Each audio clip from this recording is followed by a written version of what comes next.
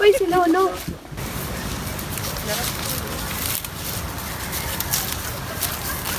Lolo, anong ginagawa niyo?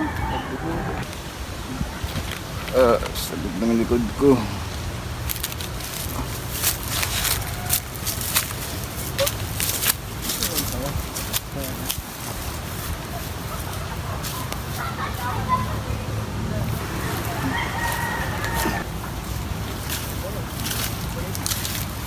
Pwede ko ba namin matanong?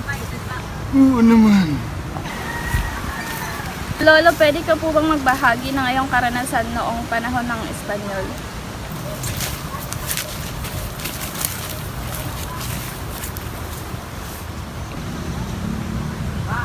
Sige. Habang nabubuhay pa ako, sasabihin ko sa inyo. Dumating ang Kastila, marami ang nangyari, marami ang nagbago.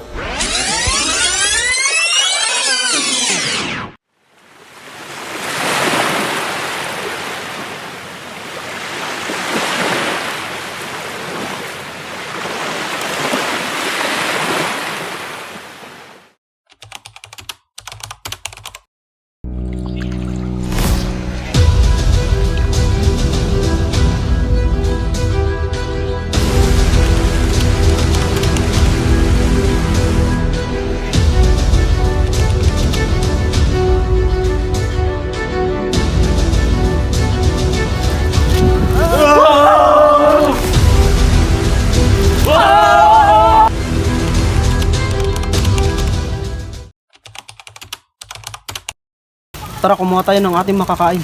Tara.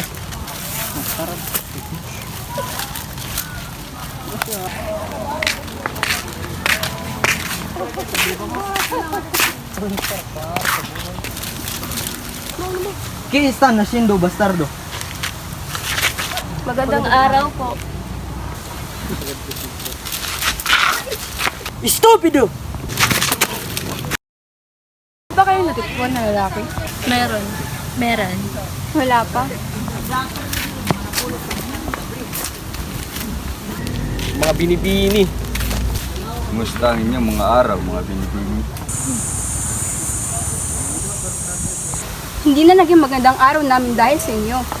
Bini, ano ba ang aming ginawa para hindi gumanda ang araw niyo? Lumayo-layo ka nga sa amin, Ginoo. Huwag kang magmatas, binibini. Aray, ako'y nasasaktan. Tawan mo siya! Huwag kang mamaylang, binibini.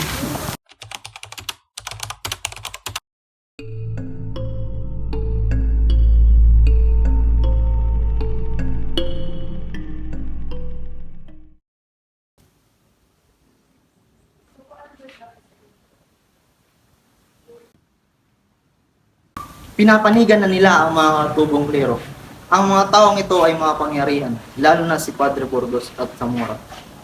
Opo, sila maghikayod sa 200 kapitan niyo. Ang mga trabador sa Arsenal ay umaasa sa pangako ng Diyos na nagbibigay sa kanila ng lahat ng kayamanan at swerte. Kapalit ang kanilang pagsiservisyo sa mga pare. Ang mga paring ito ay matatakot ng mga tao. Natatakot silang mawalan ng mga kapangyarihan sa gobyerno at mga negosyo. Umabot pa nga hanggang sa pagtotol sa mga praileng Espanyol at suportahin ng mga rebelde. Pati na rin ang mga pari, pati na rin ang mga edukadong pinuno, mga residente ng Marilag, Cavite. Ang mga abogado at mistiso. Ang pag-ataking ito ay simula pa lamang ng sunod-sunod pang pag-atake sa ating mga tropa. Layunin nilang iwaksi ang mga opisyal pati na rin ang mga praile. Hanggang sa wala nang matira sa atin at mas sa kanila na ang kapangyarihan ng namamahala.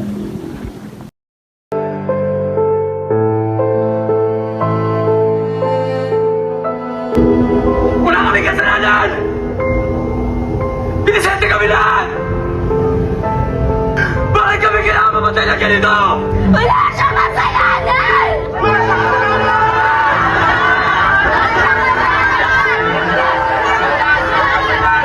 Wala ba talaga ustina sa mundo?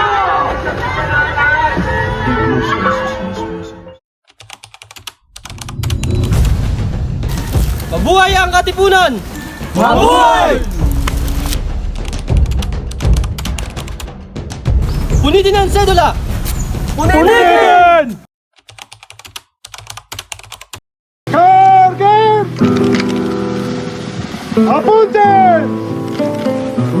Consumato eh.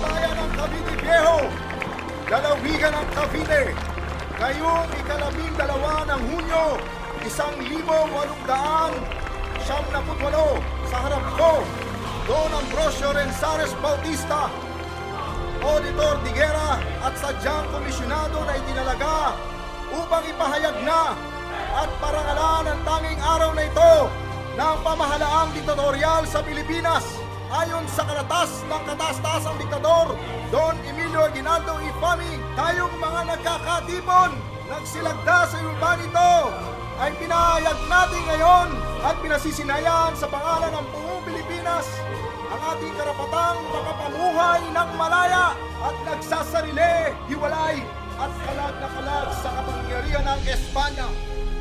At ngayon, hawak ko na ang watawat na aking winabagayway sa harap nitong kapulungan at nanunumpa naman tayong lahat ng buong taimtim na ito'y mamahalin at ipagtatanggol hanggang sa kauli-uli ang patak ng ating dugo